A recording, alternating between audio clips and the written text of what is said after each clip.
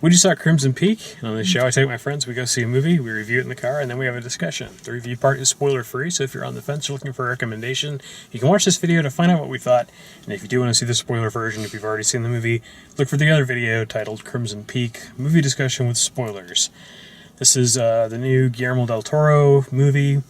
You probably heard the word of mouth by now that the trailer makes it out to be more of a horror movie than it really is. To me, it's the best way to describe it is sort of a gothic house movie, sort of like Gaslight or something like Rebecca by Rebecca de Maria, or Rebecca by de Maria, Daphne du Maurier, where it sort of builds all this stuff up into this old house. There's supernatural things that are going on. You're kind of trying to solve the mystery of what's going on. But the horror elements and the things that you kind of know and love Guillermo del Toro for, the sort of Pan's Labyrinth style monster design and creature effects and things like that, they're not really that important, which is kind of disappointing, to put it mildly.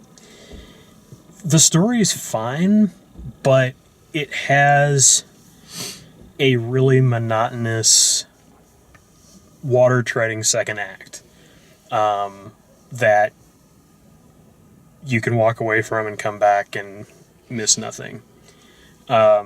So, yeah, I mean, all those grains of salt in there, as far as what good is the movie, I think the art direction is really good. I think the performances are great. Tom Hiddleston, Jessica Chastain, Mia, however you say her last name, Wasikowski, they're all fantastic. Charlie Hunnam is good in it. It's just, there's not quite enough mystery to really sustain it, and it's about an 80-minute plot, I would say. It's about an 80-minute plot in a 2-hour movie. Just, it goes on too long and has a little bit too much fun sending her down dark corridors with candlesticks. It's a little bit too much of that for what it delivers. So, not my favorite. What did you guys think? I enjoyed the movie. I thought it was really good. I'm not a scary movie type of person, but watching a few of the previews and trailers and things like that, I could tell that it wasn't a horror movie like it was supposed to be made out to be, or how they tried to make it become in the trailers. So there were a few parts where it got a little spooky, but it was still something that was intriguing and kind of held my attention.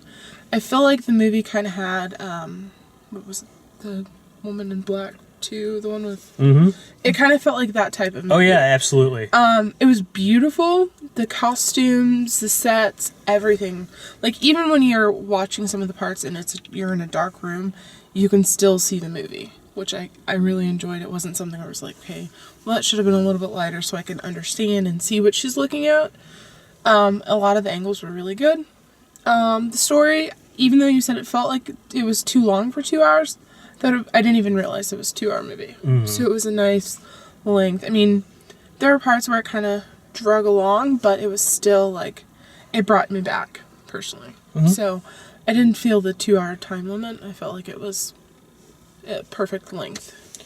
One in Black 2 is a really good analog. I felt the same thing. Yeah, I felt like it was the same thing, same premise, and essentially, maybe not the same time period, but same. Well, One in Black 2, like, the house is actually more of a character than in this movie. Yeah. But it has sort of that similar vibe feel to it, yeah. But it was good, and I don't know, I think if I recommended this movie, I think it would be for, like, a date night, or you really want to see this movie, I would purchase it. Mm-hmm. It would definitely be a movie that I would want to see again, and I would purchase. Yeah, it's pretty. Just, I mean, I think it's a good feel in the theater. Okay. This was a very beautiful movie. Art direction, music. It was all very well done. I felt every single minute of this movie. It was slow. There were huge chunks of the movie that could have been cut out and it not been any worse for it. The characters, while skillfully played, were dull. And I felt no connection to them. I didn't care for them at all. It was just not very good to me. I didn't like it. Yeah. The other point to your, saying that you saw the trailers and you were like, this isn't just a straight ahead horror movie. Like, to me, it felt more, as a movie, not necessarily as a story, but as a movie, it felt more like the quote unquote classic monster movies, like Frankenstein or something like that, where I got a Nosferatu vibe from the trailer. Where it's not like, it does get pretty graphically violent at points, but it's not like a modern horror movie. It's more of a throwback kind of horror movie. It's more of like something that would come out of like the 50s or 60s even. Yeah. What I really enjoyed, it wasn't like a scary monster blood. There was blood, but it wasn't like gruesome. Right. And it wasn't there to shock you and be like, look what I can do that's going to be so gross, nobody's done this yet. Well, and our main character is never like really afraid of anything. Yeah. Which is nice, but it also deflates a lot of the tension from, like, we didn't really have anybody to feel afraid with or for. Mm-hmm. It's just sort of like, well, if she dies, the movie's sort of over, so, and she's not like afraid of anything, so she's going to keep pushing forward, so yeah. Yeah. So yeah, Woman in Black 3, great art direction by Guillermo del Toro. If you like the way we do these, please like the video, subscribe, check out all the written video reviews at dalemaxfield.com, and thanks for watching.